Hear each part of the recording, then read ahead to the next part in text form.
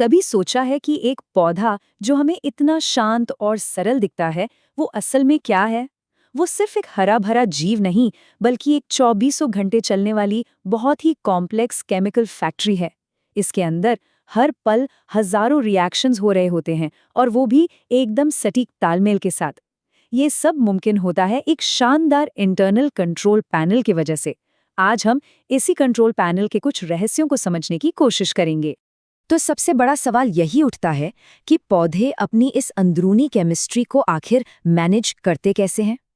आप ऐसे सोचिए कि इस फैक्ट्री में हजारों मजदूर हैं जिन्हें हम एंजाइम कहते हैं। अब अगर हर कोई अपनी मर्जी से अपने हिसाब से काम करने लगे तो क्या होगा? सब कुछ गड़बड़ हो जाएगा। इसीलिए इन एंजाइम्स की एक्टिविटी को, इनके काम को बहुत ही बारीकी से कंट्रोल करना जरूरी होता है।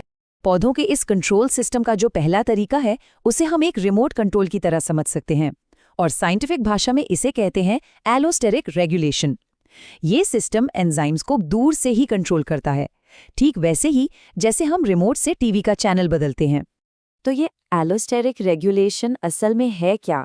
देखिए, ये एक एंजाइम को रेगुलेट करने का, मतलब उसे कंट्रोल करने का एक तरीका है, जहां एक छोटा सा मॉलिक्यूल, जिसे इफेक्टर कहते हैं, एंजाइम की मेन जगह यानी कि एक्टिव साइट पर नहीं, बल्कि किसी दूसरी जगह पर जाकर जुड़ता है, और वहां से पूरे एंजाइम के काम करने के तरीके को बदल देता है। ये जो एलोस्टेरिक शब्द है, ये ग्रीक से आया है। एलोस, जिसका मतलब है दूसरा, और स्टीरियोस, मतलब जगह। तो एक एंजाइम पर आप समझिए कि दो जरूरी जगहें हैं। एक है एक्टिव साइट, जहां असली रिएक्शन होता है, और दूसरी है एलोस्टेरिक साइट। तो जब ये रिमोट कंट्रोल यानी हमारा इफेक्टर मॉलिक्यूल इस एलोस्टेरिक साइट से जुड़ता है, तो वो एक्टिव साइट के शेप को, उसके आकार को ही बदल देता है। और इसका नतीजा, एंजाइम या तो बहुत तेज काम करने लगता है या फिर एकदम धीमा पड़ जाता है। इस रिमोट कंट्रोल वाले सिस्टम की कुछ खासियतें भी हैं। पहली बात, ये बहुत तेजी से काम करता है। दूसरी, इसका असर परमानेंट नहीं होता, ये रिवर्सिबल है। ये पौधे के अंदर मेटाबोलाइट्स की मात्रा को लेकर बहुत ज़्यादा सेंसिटिव भी होता है। और सबसे ज़रूरी बात, ये एंजाइम की बनावट में एक कॉन्फॉर्मेशनल चेंज लाता है, जैसा कि आप स्लाइड पर देख सकते हैं। मतलब वो उसकी पूरी की पूरी फिजिकल शेप को ही बदल देता है। चलिए, इसे एक असली दुनिया के उदाहरण से समझते हैं। स्टार्च का बनना। हम सब जानते हैं कि पौधे अपनी एनर्जी को स्टार्च के रूप में स्टोर करते हैं ना। इस पूरी प्रक्रिया में एक बहुत ही जरूरी एंजाइम है जिसका नाम है AGPase। पौधा इसी AGPase एंजाइम को कंट्रोल करके ये फैसला लेता है कि उसे कब और कितना स्टार्च बनाना है। तो ये काम होता कैसे है? जब पौधा फोटोसिंथेसिस करता है तो वो PGA नाम का एक मॉलिक्यूल बनाता है। अब जैसे ही इस PGA की मात्रा सेल में बढ़ जाती है, ये AGPase एंजाइम के लिए एक एक्टिवेटर यानी उसे चालू करने वाले का काम करता है। बस AGPase का स्विच ऑन हो जाता है और स्टार्च बनना तेजी से शुरू हो जाता है। कितना स्मार्ट सिस्टम है ना?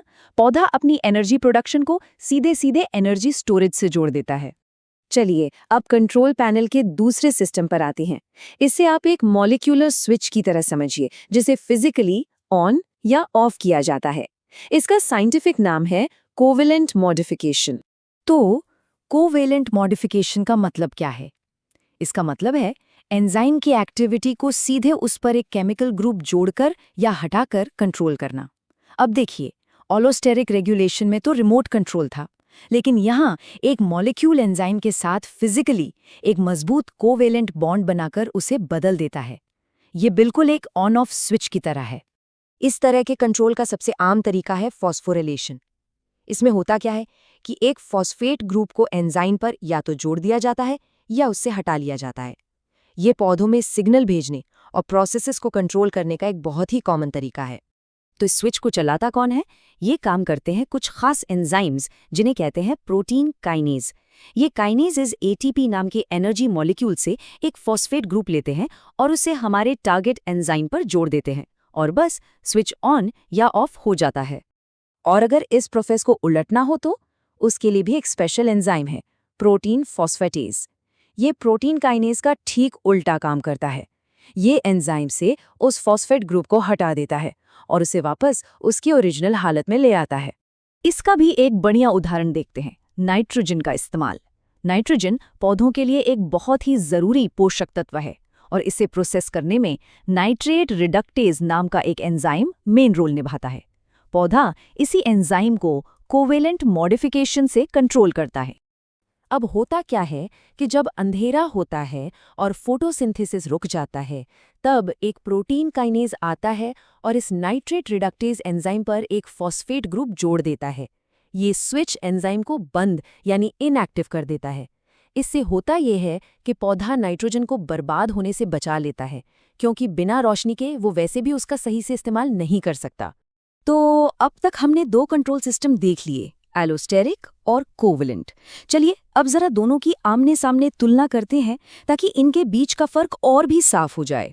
जैसा कि हम इस टेबल में देख सकते हैं, एलोस्टेरिक रेगुलेशन बहुत ही तेज है और तुरंत रिवर्स भी हो जाता है, क्योंकि इसमें सिर्फ एक कमजोर सा बंधन बनता है।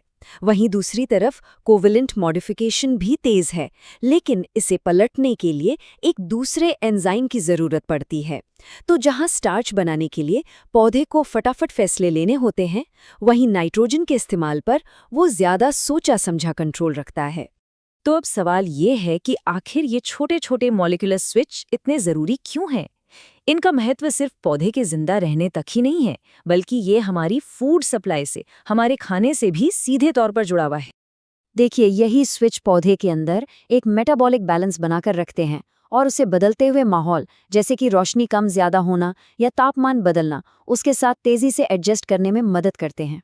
और हमारे लिए सबसे ज़रूरी बात यह है कि इन स्विच को समझना हमें बेहतर फसलें उगाने में मदद कर सकता है। सोचिए, अगर हम इन्हें कंट्रोल करना सीख जाएं, तो हम ऐसी फसलें तैयार कर सकते हैं जो ज़्यादा पैदावार दें या सूखे जैसी मुश्किल परिस्थितियों का भी सामना कर सकें। ये जो कथन है, ये पूरी बात का सार है। कंट्रोल की ये जो अलग अलग परतें हैं, ये पौधे को मेटाबॉलिक प्लास्टिसिटी देती हैं। इसका मतलब है कि पौधा बदलती परिस्थितियों में कठोर नहीं रहता, बल्कि लचीला बना रहता है और खुद को उसके हिसाब से ढाल लेता है। और यही लचीलापन, यही प्लास्टिसिटी उसके जिंदा रहने की कुंजी है। तो आखिर में एक सवाल जो सोचने पर मजबूर करता है, क्या हम इन मॉलिक्यूलर स्विच में महारत हासिल करके इस बदलती दुनिया के लिए सुपर एफिशिएंट फसलें तैयार कर सकते हैं? इस सवाल का जवाब ही शायद साइंस और एग्रीकल्चर का भविष्य तय करेगा।